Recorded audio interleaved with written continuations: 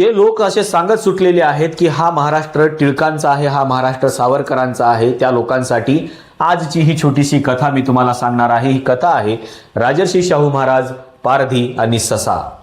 या गोष्टीमध्ये तुम्हाला असं लक्षात येईल की हा महाराष्ट्र नेमका कोणाचा आहे आणि शाहू महाराजांनी या महाराष्ट्रामध्ये काय केलेलं आहे. तसं तर छत्रपती शिवाजी महाराज असतील, महात्मा ज्योतिराव फुले असतील, राजर्षी शाहू महाराज असतील आणि डॉक्टर बाबासाहेब आंबेडकर असतील, असे यांचे अनेक कृती कार्यक्रम असे आहेत की ज्याच्यामधून हा महाराष्ट्र कसा घडला हे आपल्याला सांगता येऊ शकतो.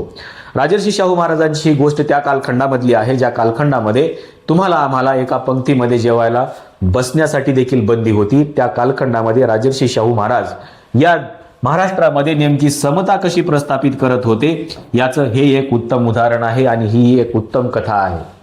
खरं तर याला कथाही म्हणता येत नाही, याला गोष्टीही म्हणता येत नाही, कारण हा राजर्षी शाहू महाराजांच्या आयुष्यातला हा कृती कार्यक्रम होता.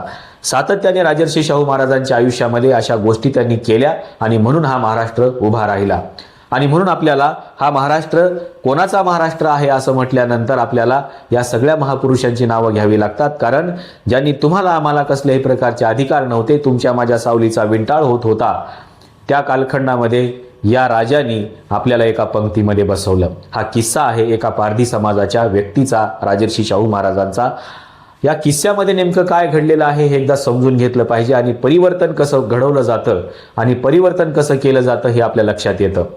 एके दिवशी एका पारध्याने ससा मारून आणलेला होता आणि तो ससा शिकारीच्या माध्यमातून आणलेला होता आणि ही शिकार तिथे शिजवण्यासाठी गेलेली होती. जेव्हा हा ससा शिजवला जात होता तेव्हा राजर्षी शाहू महाराज गप्पा मारत बसलेले होते आणि जेव्हा जेवणाची वेळ आली त्यावेळेस राजर्षी शाहू महाराजांना ताट वाढलं गेलं आणि ताट वाढल्यानंतर राजर्षी शाहू महाराजांना कोणाची आठवण झाली असेल तर त्यांना आठवण झाली ती त्या पारध्याची.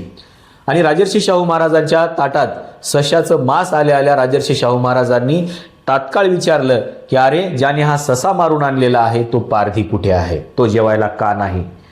त्यावेळेस जे जेवायला वाढणारे लोक होते ते म्हणाले की महाराज, ह्या पारध्याला जेवायला कुठे वाढायचं, कुठे खाशात वाढायचं की खऱ्यात वाढायचं. आता खाशात आणि खऱ्यात म्हणजे काय, तर खाशात म्हणजे उच्चभ्रू लोकात म्हणजे राजर्षी शाहू महाराजांच्या पंक्तीत, आणि खऱ्यात म्हणजे कुठे, तर जे सामान्य लोक आहेत, अस्पृश्य लोक आहेत किंवा ज्यांना एका पंक्तीमध्ये बसून जेवण्याचा अधिकार नाही ते लोक म्हणजे खऱ्यात, म्हणजे इतर जे लोक आहेत ते खऱ्यात.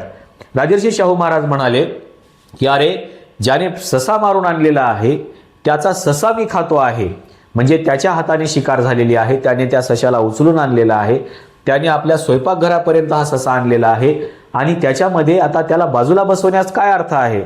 त्याचा जर ससा मी खात असेल तर त्याला माझ्यासोबतच जेवायला बसवलं गेलं पाहिजे. आणि त्यांनी स्पष्टपणानं सांगितलं की अरे, त्याचेच अन्न मी खात आहे आणि खाशात आणि खाऱ्यात म्हणून काय विचारतोस, माझ्या पंक्तीत जेवायला वाढ. त्याला राजर्षी शाहू महाराजांनी या पारध्याला त्यांच्या पंक्तीमध्ये जेवायला बसवलं, त्यांच्यासोबत जेवायला बसवलं, त्यांच्यासोबत जेवायला वाढायला सांगितलं आणि राजर्षी शाहू महाराजांनी या पारध्याला एका पंक्तीमध्ये बसण्याचा अधिकार मिळवून दिला. ही गोष्ट साधी नव्हती, कारण त्या कालखंडामध्ये एखादी व्यक्ती जर पंक्तीमध्ये बसली तर त्या व्यक्तीसोबत काय होत होतं हे जरा वाचून बघा. कुठे वाचाल, तर डॉक्टर बाबासाहेब आंबेडकरांच्या ॲन्युलेशन ऑफ कास्टमध्ये एकदा वाचून बघा की नेमकं पंक्तीमध्ये जेवायला काय वाढलं जात होतं, पंक्तीमध्ये बसायला अधिकार होता का, असे अनेक किस्से डॉक्टर बाबासाहेब आंबेडकरांनी सांगितलेले आहेत. राजर्षी शाहू महाराजांनी त्यांच्या कालखंडामध्ये जे काही परिवर्तन घडवून आणलं ते परिवर्तन हे अशा प्रकारच्या अनेक किस्स्यामधून घडवून आणलेलं आहे.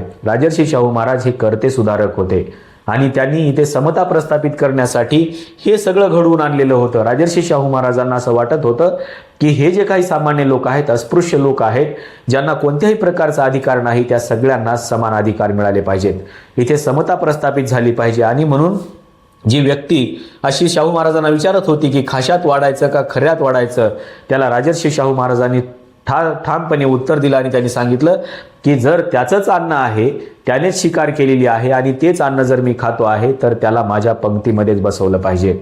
खरं तर अन्न निर्माण करणारी जी जो समुदाय आहे तो समुदाय हा सामान्य समुदाय आहे. शेतीमध्ये राबणारा समुदाय, काम करणारा समुदाय, कष्टकरी समुदाय, मजूर समुदाय, याच लोकांनी या देशातलं सगळं अन्न निर्माण केलेलं आहे.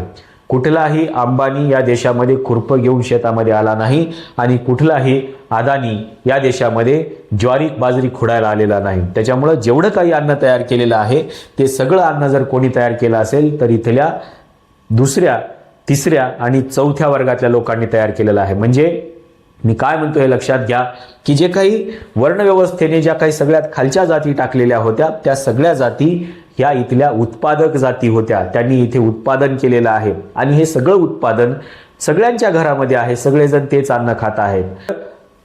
या लोकांनी याचा विचार केला पाहिजे की नेमकं आपण जे अन्न खातो आहे ते अन्न कुठून येतं आहे, त्याला कोण निर्माण करत आहे, त्याचा प्रोड्युसर कोण आहे. या शेवटच्या टप्प्यापर्यंत ज्यावेळेस तुम्ही जाल त्यावेळेस सामान्य लोक हेच या अन्नाची निर्मिती करणारे कष्टकरी लोक आहेत, ज्यांच्या सावलीचा विंटाळ तुम्हाला होत होता. राजर्षी शाहू महाराजांनी हीच गोष्ट हेरली होती आणि त्यांनी सांगितलं की ज्या व्यक्तीनं हे अन्न तयार केलेलं आहे ती व्यक्ती माझ्या पंक्तीमध्ये बसले पाहिजे, कारण त्याचं अन्न मी खातो आहे. जर तुम्ही अशा कष्टकरी समाजाचं अन्न खात असाल आणि त्याच कष्टकरी समाजाचा जर तुम्हाला विंटाळ होत असेल तर तुम्ही विचार करायला पाहिजे की आपण नेमकं काय खाल्लं पाहिजे. ज्या कष्टकरी समाजानं हे अन्न तयार केलेलं आहे त्याच्या हातचं अन्न खाऊ नये. तुम्ही काहीतरी वेगळं उत्पादन करावं आणि तेच उत्पादन तुम्ही अन्न म्हणून खावं. राजर्षी शाहू महाराजांनी समता प्रस्थापित करण्यासाठी अशा अनेक गोष्टी कृतीमधून करून दाखवल्या आणि त्याच कृती कार्यक्रमावर या देशामध्ये समता प्रस्थापित झाली. असे अनेक किस्से छत्रपती शिवाजी महाराजांच्या आयुष्यामधले आहेत. असे अनेक किस्से महात्मा ज्योतिराव फुलेंच्या आयुष्यामधले आहेत. असे अनेक किस्से राजर्षी शाहू महाराजांच्या आयुष्यामधले आहेत आणि असे अनेक किस्से हे डॉक्टर बाबासाहेब आंबेडकरांच्या आयुष्यामधले देखील आहेत. आणि याच सगळ्या गोष्टीमधून इथे या देशामध्ये समता, स्वातंत्र्य, बंधुभाव आणि न्यायाच्या संकल्पना रुजवल्या गेल्या आणि म्हणून हा देश छत्रपती शिवाजी महाराज, फुले शाहू आंबेडकर या सगळ्यांचा आहे, ज्यांनी ज्यांनी या परिवर्तनाच्या विचारधारेमध्ये काम केलेलं आहे. पण लोक असं म्हणतात की हा महाराष्ट्र टिळकांचा आहे, हा महाराष्ट्र सावरकरांचा आहे. त्यांचा तुमच्याबद्दल काही कृती कार्यक्रम होता का तो एकदा सांगा, म्हणजे लक्षात येईल की तुमच्याबद्दल त्यांनी काय अपेक्षा व्यक्त केली होती, तुमच्याबद्दल त्यांचं काय वर्तन होतं आणि तुमच्याबद्दल त्यांचं काय मत होतं हे एकदा सांगत चला महाराष्ट्राला, म्हणजे कळेल की हा महाराष्ट्र कोणाचा आहे.